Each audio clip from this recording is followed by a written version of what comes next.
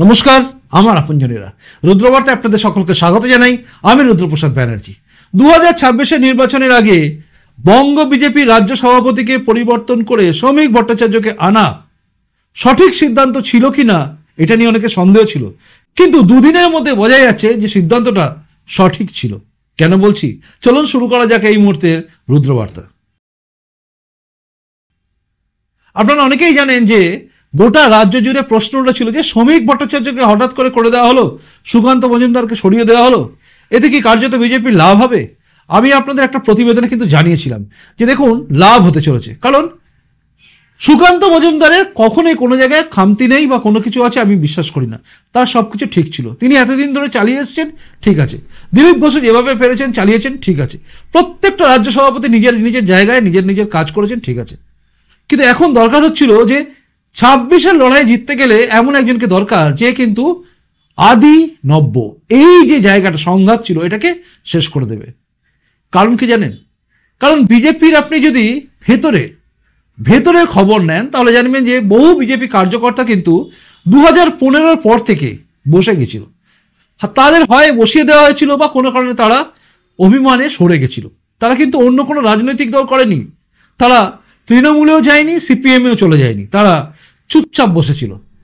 তারা দূর থেকে দেখে গেছে যে এই বিজেপি একদিন না একদিন তাদের ডাকবে, কারণ তাদের বিশ্বাস ছিল।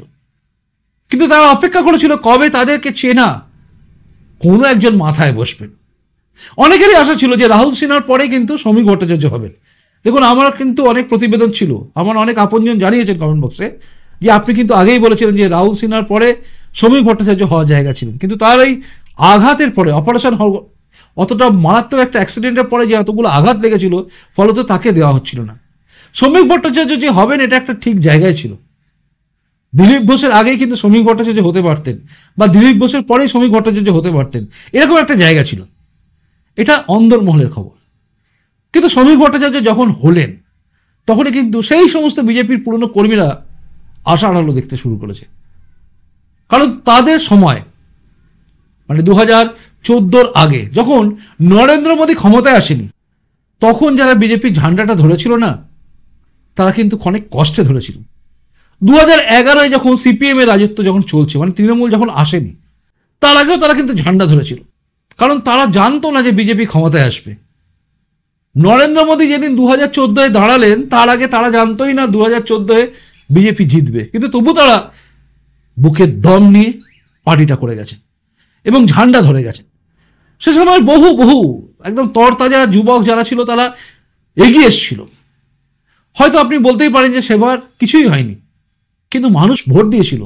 2014-এ কিন্তু বিজেপিকে ভোট দেওয়ার একটা ট্রেন্ড তৈরি হয়েছিল, আর সেই ট্রেন্ডটা যারা তৈরি করেছিল তারা কিন্তু হারিয়ে গেছিল।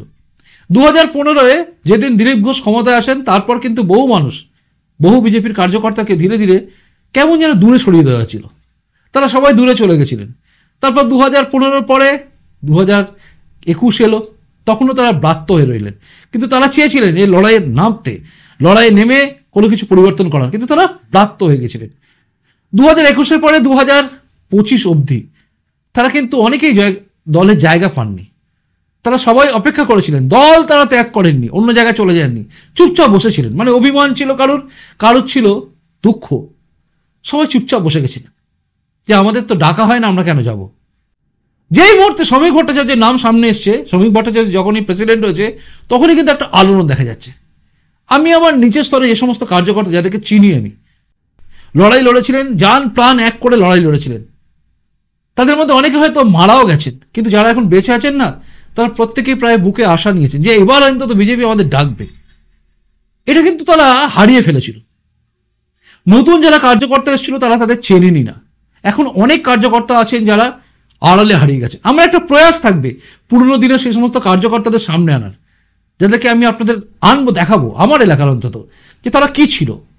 দুধ কুমার মণ্ডল থেকে শুরু করে সবাইকে আমি আনার চেষ্টা করব। যদিও দুধ কুমার মণ্ডল আমার বাড়ি থেকে অনেক দূরে থাকেন, কিন্তু তবু চেষ্টা করব তার কাছে যাওয়ার। বহু কার্যকর্তা যাদেরকে আমি চিনি তাদের কাছে যাওয়ার চেষ্টা করব। তারা কিন্তু সবাই খুশি হয়েছে। এটা শ্রমিক ভট্টাচার্য যদি আমার প্রতিবেদন দেখেন, তাহলে শ্রমিকদা জানবেন যে সবাই খুশি হয়েছে। প্রত্যেকের চোখে মুখে একটা আনন্দ দেখতে পাচ্ছি আমি। তারা চাইছে একবার ডাকুক, আমরা আসবো। শ্রমিক ভট্টাচার্য কিন্তু সে সময় সেই সমস্ত লোকগুলোকে চিনতেন, তাই তাদের বুকে একটা আশা যে যে অবশেষে আমাদের ডাক হয়তো আসতে পারে, তারা একটা আশার আলো দেখছে। কারণ এই যে নতুন যারা বিজেপিতে এসছেন বা এসেছেন, তারা অনেক হয়তো তাদের চেনেন না, কারণ 2015 পর থেকে যাদেরকে সরিয়ে দেওয়া হয়েছিল, ব্রাত্য করে দেওয়া হয়েছিল, পুরনো পাতা খসে যায় বলে যাদেরকে সরিয়ে দেওয়া হয়েছিল, তারা সবাই কিন্তু অপেক্ষা করে আছেন যে আমরা পাতা হয়ে খসে গেছি, কিন্তু আম গাছের পাতা কখনো বট গাছে গিয়ে লাগবে না, তারা তাই রয়ে গেছেন। সেই পুরনো পাতাগুলো কিন্তু আবার মানে কি বলবো, নতুন করে বাঁচতে চাইছে।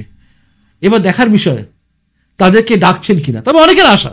আর এখানে কিন্তু সবচেয়ে বড় বিজেপির একটা প্লাস পয়েন্ট হয়ে গেছে, এটা মনে হয় কেন্দ্র বিজেপি এটা ভেবেছিলেন, তাই এই সিদ্ধান্ত নিয়েছিল, আর দেখা যাচ্ছে সেটা হতে চলেছে।